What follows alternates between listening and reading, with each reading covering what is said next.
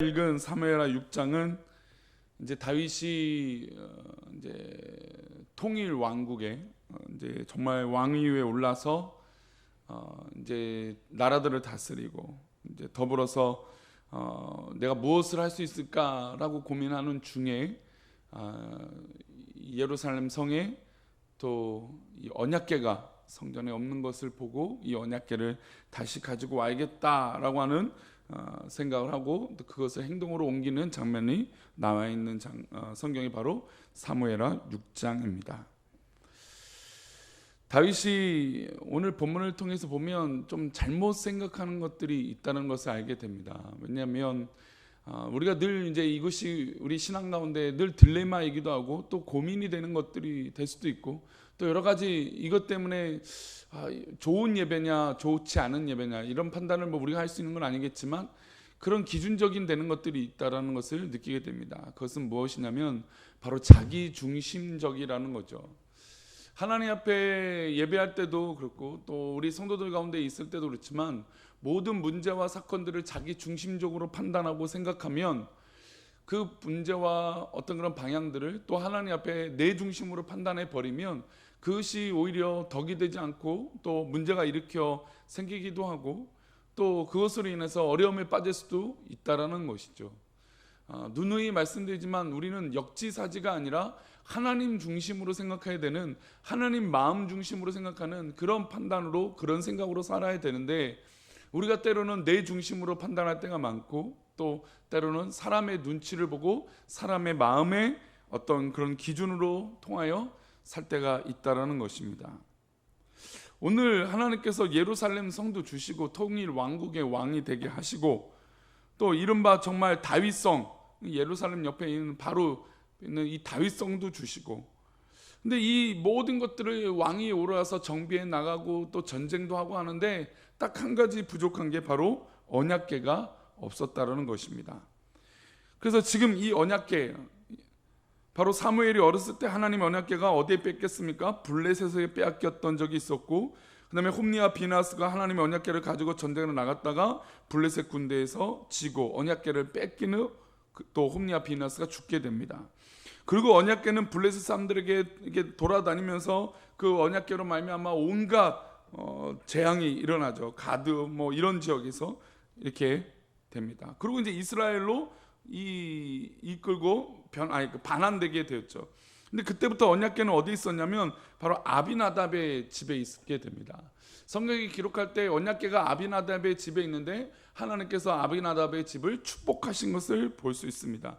그러니까 하나님의 언약궤가 있었던 것이 축복받는 것, 물론 언약궤의 이 상징성도 굉장히 중요하지만 하나님이 함께 하시는 이 언약궤가 있는 곳이 축복이 된다. 그것을 모두 알고 있었던 이 다윗과 이스라엘 백성들, 특별히 다윗은 이 언약궤, 장작 20년가량이나 지나와서 이 예루살렘 성에 들어오야 있지 못한 이 언약궤를, 방치되고 있던 언약궤를 가지고 오기로 결심을 하게 됩니다. 잘한 결정이죠. 언약궤를 모시고 오고 가지고 온다는 건 너무 정말 잘한 결정입니다. 그런데 이 언약궤를 옮기는 데 있어서 하나님께서 정하신 규례가 있습니다. 그게 이제 민수기 4장 15절인데요. 진영을 떠날 때 아론과 그의 아들들이 성소와 성소의 모든 기구 덮는 일을 마치거든 고앗 자손들이 와서 매일 것이라. 그러나 성물은 만지지 말라. 그들이 죽으리라. 회막 물건 중에서 이것들은 고앗 자손이 매일 것이며. 두 가지 말씀으로 규정을 하죠. 하나님께서 이 언약궤 또 성물을 만지는 데 있어서 두 가지 중요한 사실을 하시는데, 하나는 옮기는 데 있어서 고앗 자손이 매야 된다는 것입니다. 하나님의 언약궤 이 성물은 반드시 고앗 자손들이 메고 옮겨야 된다는 것이죠. 두 번째는 만지지 말라는 것입니다. 만지는 날에는 만지는 자가 죽을 것이다. 이게 율법이고 하나님의 뜻이었다는 것이죠. 하나님의 기준이었다는 것입니다. 누가 보더라도 하나님의 언약궤를 산속에 20년째 방치하고 있는 것은 잘한 것이 아니었습니다. 모셔오는 것이 잘한 일이었죠. 그러나 기록된 말씀대로 이 일을 행해야 된다는 것입니다.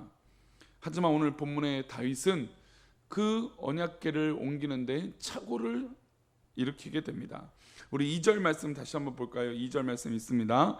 다윗이 일어나 자기가 함께 있는 모든 사람과 더불어 바알레 유다로 가서 거기서 하나님의 궤를 메어 오려 하니 그 궤는 그릇들 사이에 자정하신 만군의 여호와 이름으로 불리는 것이라. 아멘.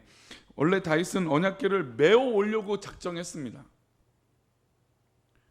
하나님의 궤를 메어 오려, 그러니까 다윗의 계획은 하나님의 말씀을 이미 알고 있었어요. 그렇죠? 그래서 궤를 메고 오려고 했어요. 근데 이게 갑자기 바뀝니다. 우리 3절을 볼까요? 3절 말씀 읽어보겠습니다. 시작. 하나님의 궤를 새 수레에 싣고 산에 있는 아비나답의 집에서 나오는데 아비나답의 아들 우사와 아효가 그 새 수레를 모니라.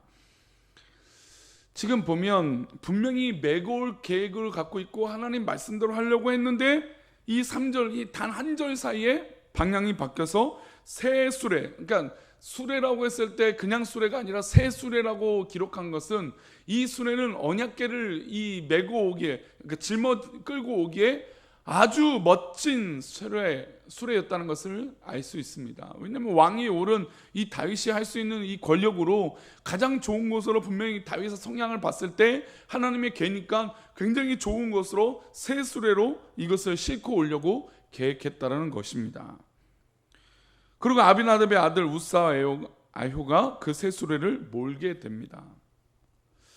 아마 뭐 상상력을 많이 발휘해 보면 누군가 수레를 좋은 걸 만들어서 뭐 이렇게 해봅시다. 뭐 아니면 다윗이 스스로도 뭐 판단 가운데 사람이 메어 오는 것보다 아니면 메어 오면 오래 걸리니까 뭐 수레를 끌고 와서 뭐 빨리 뭐 이동할 수 있도록 해봅시다. 뭐 다양한 이야기들이 있었을 것입니다.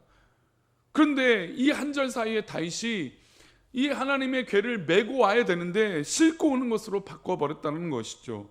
그런데 이 장면에서 이 언약궤를 위해서 몇 명이 모였냐면 우리 1절 말씀 보겠습니다. 1절입니다. 함께 읽겠습니다. 시작. 다윗이 이스라엘에서 뽑은 무리 3만 명을 다시 모으고, 즉 이 모은 것은 뭘 옮기기 위한 것입니까? 언약궤를 옮기기 위해서 3만 명이나 모인 것입니다. 그러니까 3만 명이 모였다는 건 아마 이스라엘 민족 중에서 가장 뭐 영향력 있고 또 가장 뭐 리더십이 있고 또 뭐 어떤 그런 모습들을 갖춘 사람들이 뽑힌 것입니다. 그러니까 뽑았다는 것은 구별했다는 것이죠. 선별한 사람들이에요. 그러니까 선별된 3만 명이 모였다는 건 어떻게 보면 이스라엘 전체가 이 언약궤를 위해서 집중하고 있다는 것입니다.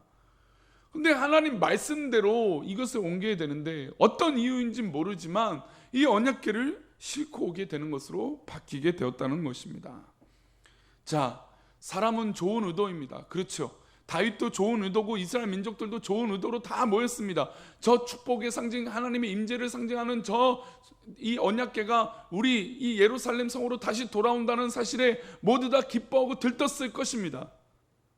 사람들이 좋은 생각을 내어서 수레에 싣고 오면 좋겠다. 이 수레도 그냥 단순한 수레가 아니라 좋은 새 수레를 끌고 오겠다, 실어서 오겠다라고 결심하고 사람들이 좋아하고 모두 다 찬양했을 것입니다. 다윗은 찬양을 좋아하는 사람이기에 아마 모든 사람들이, 아니 여기 모였던 3만 명이 다 같이 찬양하며 언약궤가 오는 것을 기뻐하고 있었을 것입니다. 이 기뻐하는 순간에 오직 한 분이 불편하고 있습니다. 누구일까요? 하나님이 불편하고 계시다는 거죠. 모든 사람은, 여기 모여있는 사람 다윗도 그것을 기뻐하고 이 언약궤가 오는 것에 대해서 너무너무 그 목적 하나만을 보고 바라보고 기뻐했는데 오히려 하나님 마음이 불편해졌다는 것이죠. 말씀에 기록된 대로 언약궤를 메고 와야 되는데 자기 마음대로 수레에 싣고, 그리고 심지어 수레가 덜컹거리니까 만져버리는 이런 불편한 상황이 벌어지게 된 것이죠. 이 선택은 누가 한 것일까요? 바로 다윗이 한 것입니다. 그래서 우리가 삶에 사는 이 우리의 갖고 있는 자유의지, 우리가 선택할 수 있는 이 선택들이 하나님 앞에 얼마나 소중하고 귀한 것인지 모릅니다. 이것을 잘 사용하고 잘 선택하면, 하나님 말씀 가운데 선택하면 축복의 통로가 되지만, 우리의 의지를 하나님 앞에 정말 불순종하고 하나님 말씀을 어기고 지키지 않고 내 중심으로, 자기 중심대로 판단하고 생각하면 그것은 오히려 하나님을 불편하게 만들 수 있다는 것입니다. 그 짐승이 이 수레를 끌고 오는데, 싣고 오는데 짐승이 펄떡 뜁니다. 그러니까 언약궤가 막 출렁거렸겠죠. 근데 그 언약궤를 출렁거릴 때 옆에 있던 우사가 언약궤를 붙잡아 버립니다. 언약궤를 붙잡는 게 잘못된 행동일까요? 떨어질 것 같은데. 사실 이 장면에서도 판단적으로 보면 당연히 붙잡아야 됩니다. 그렇죠? 땅이 떨어지는 건 더 안 좋은 일이니까 당연히 붙잡아야죠. 언약궤 떨어지면 안 되니까 붙잡는 게 더 맞는 것이에요. 그러나 하나님 말씀은 그 언약궤를 만지지 말라, 성물을 만지지 말라라고 하는 하나님의 언약의 말씀이 있었다는 것입니다. 우리 6절과 7절인데요. 사무엘하 6장 6절과 7절 있습니다. 시작. 그들이 낙원의 타작 마당에 이르러서는 소들이 띠므로 우사가 손을 들어 하나님의 궤를 붙들었더니 여호와 하나님의 우사가 잘못함으로 말미암아 진노하사 그를 그곳에서 치시니 그가 거기 하나님의 궤 곁에서 죽으니라. 하나님의 심판이 임했다는 것입니다. 하나님의 말씀을 지키고 안 지키는 것은 어떻게 보면 우리의 생명과 직결된 문제라고 생각할 수 있습니다. 하나님 말씀을 지키느냐 안 지키느냐는 우리가 천국과 지옥이라고 하는 이 두 결과론에 있어서 판단이 될 수 있는 정말로 소중한, 정말로 중요한 판단의 기준이 될 것입니다. 그게 바로 하나님 말씀이죠. 근데 요즘 세대에 보면 요즘 세대에 보면 풍조가 하나님 말씀을 너무 우습게 여겨요. 그렇죠? 지난번에도 저를 향해서 교회가 목사님이 세상을 사랑하고 여기 지역 사람들을 사랑해야 되는 거 아닙니까? 막 이럽니다. 맞는 말이죠. 그러나 그 말씀을 자기의 표현대로, 자기 입장대로, 자기 입맛대로 선택해서 판단하는 건 굉장히 이 언약궤를 만지는 행동과 똑같은 거예요. 하나님의 말씀을 경홀히 여기는 이 불쌍한 현실을 볼 때 참 마음이 아픕니다. 우리가 사실은 이제 성전 이전을 할 때 이사를 하겠죠. 이사를 할 때도 사실은 교회 이 성물은 아무렇게나 해서는 안 됩니다. 우리가 예배도 드려야 되고 기도도 해야 되고요. 이 성물을 옮기는 우리 만약에 이사짐 센터라면 우리가 할 수 있는 할 수는 없으니까 할 때 정말 그분들에게 신신당부를 해서 이 귀한 성물이 하나라도 허투루 옮겨지거나 파손이 되는 일이 없도록 우리는 기도해야 될 것입니다. 물론 많은 이제 한국 교회가 문화가 바뀌어서 이 강단이나 이 성물에 대한 개념들이 많이 줄었지만 우리가 한 20-30년 전만 해도 우리 어른들 신앙생활 어땠습니까? 이 물컵 하나, 이 종 하나, 마이크 하나 손대시는데도 정말 정성과 마음과 뜻을 다해서 만지시고 또 청소를 하시고 또 교회 이 장의자 하나도 그렇게 아끼셨던 것을 기억합니다. 왜 그랬을까요? 성물이기 때문이죠. 하나님 앞에 구별되었다는 것입니다. 자, 이 성물이 이렇게 귀한 건데, 우리 하나님 말씀 가운데도 이렇게 귀한 건데 세상은 어떻습니까? 그렇지 않죠. 우리 지난주 우리 교육관에서도 봤지만 그냥 장의자를 질질 끌어요, 바닥에. 아무것도 아니죠. 나무 조각이죠. 그래서 감정평가를 받을 때 이거는 돈을 하나도 안 쳐요. 계산을 안 해요. 그런 게 어디 있습니까? 그렇죠. 성물인데. 그러니까 이게 애초에 생각 자체가 우리랑 세상은 다르다라는 거죠. 어쨌든 성물이 하나님 기준으로 그렇게 옮겨야 되는데 이 잔칫날에, 이 좋은 날에 오히려 하나님께서 진노하셨다는 것입니다. 사람이 죽는 일이 벌어졌습니다. 다윗이 하나님이 원하시는 대로 예배드리지 않아서 벌어진 일이고 하나님 말씀대로 순종하지 않아서 이렇게 벌어진 일입니다. 하나님께서는 이렇게 하라고 하신 적이 없다라는 것이죠. 수많은 사람들을 도열하라고 한 적도 없고 이렇게 많은 사람들이 모여 있으라고 하신 적도 없습니다. 물론 이렇게 모여서 제대로 예배하면 좋았겠지만 그것은 자기 중심적인 예배였다는 것이죠. 단 한 가지 말씀, 하나님의 언약궤는 고앗 자손들이 메어서 옮기고 절대로 만지지 말라는 말씀, 이 말씀을 기억하지 그대로 행동하지 않았다는 것입니다. 말씀대로 행하면 하나님도 행복하고 말씀대로 행하면 우리도 행복할 줄 믿습니다. 하나님 말씀대로 살면 하나님 말씀대로 이루어질 줄 믿습니다. 그의 선택과 그의 책임은 하나님께 있기 때문이죠. 얼마나 우리가 반간자고 우리가 선택하지 않았다고 해서 그냥 제3자의 입장이 아니라 우리가 이렇게 행동하고 있지만 하나님 말씀대로 살면 하나님께서 책임져 주시겠다는 거죠. 근데 하나님 말씀대로 하지 않고 행동하지 않고 하나님 뜻대로 해달라고 바라는 것은 이건 정말로 앞뒤가 맞지 않는다는 것입니다. 말씀대로 행하면 하나님도 행복하고 우리도 행복할 줄 믿습니다. 사랑하는 우리 아침 기도에 오신 성도님들, 하나님 말씀대로 사시면서 하나님 뜻대로 하나님 말씀대로 행복하시기를 축복합니다. 하나님 말씀이 우리를 살리고 하나님 말씀이 우리를 행복하게 해주실 줄 믿습니다. 오늘 맥체인 성경 기표 고린도전서 16장의 말씀을 보겠습니다. 고린도전서 16장입니다.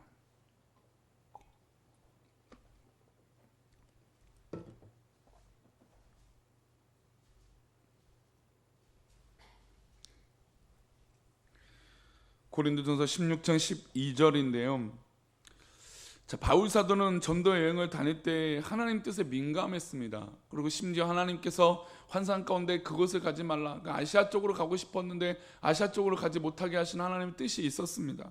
근데 그때마다 이 바울 사도는 하나님의 뜻에 순종하려고 했고 또 순종했습니다.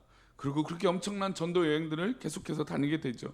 우리 12절 말씀 보겠습니다. 12절 말씀 있습니다. 시작. 형제 아볼로에 대하여 그에게 형제들과 함께 너에게 가라고 권하였을 때 전혀 없으나 걔가 있으면 가리라.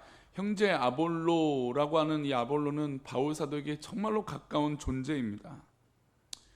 사실 가고 싶고 또 만나고 싶은, 이번 명절에도 마찬가지지만 나랑 가까운 사람과 만나는 건 얼마나 기쁘고 소중한 일인지 모릅니다. 축복된 일이죠. 근데 내가 가려고 또 주변에 많이 권유했는데 지금은 갈 뜻이 전혀 없어요. 이게 갈 마음이 없다는 게 아니라 지금 바울 사도의 사역 가운데 갈 수가 없다라는 것이죠. 그러나 기회가 있으면 가겠다라는 것입니다. 그 기회는 누가 주신다는 것일까요? 하나님께서 주신다라는 것이죠. 하나님께서 길을 열어주시고 갈 수 있도록 여건을 만들어주시면 가겠다, 억지로 하지 않겠다라는 것을 가르쳐주고 있습니다. 때로는 우리가 우리의 길을 갈 때 우리의 마음대로 가고 싶은 길들이 있습니다. 그러나 주님의 길은 때로 좁은 길이고 고난의 길일 수도 있다는 것이죠. 그러나 우리 성도님들, 고난의 길이고 이 좁은 길이라고 해서 실망하는 것이 아니라, 낙심하는 것이 아니라 정말 믿음으로 그 길을 온전히 걸어가시는 우리 사랑하는 성도님 되시는 축복합니다. 우리 13절부터 15절 우리 3절 말씀 읽어보겠습니다. 깨어 믿음에 굳게 서서 남자답게 강건하라. 너희 모든 일을 사랑으로 행하라. 형제들아, 스데바나의 집은 곧 아가의 첫 열매요 또 성도 섬기기로 작정한 줄을 너희가 아는지라. 내가 너희를 권하노니 16절입니다. 이 같은 사람들과 또 함께 일하며 수고하는 모든 사람에게 순종하라.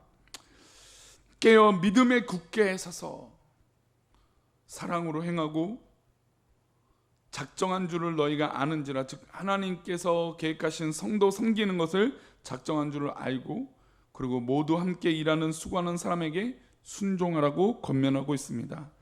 이런 삶을 왜 살려고 노력하냐면 하나님 말씀대로 사니까 이렇게 되는 것이죠. 이런 삶을 살도록 할 수밖에 없다는 것이죠. 우리 사랑하는 성도님들, 특별히 아침 기도에 오셔서 기도하시는 우리 성도님들의 삶 가운데 하나님의 말씀의 열매들이 일어나길 축복합니다. 하나님 말씀의 열매가 일어날 때 우리는 정말로 행복한 사람, 하나님께서 기뻐하시는 사람으로 인도함을 받게 될 줄 믿습니다. 오늘도 그런 하루가 되시기를 간절히 축복합니다. 기도하겠습니다. 하나님 감사합니다.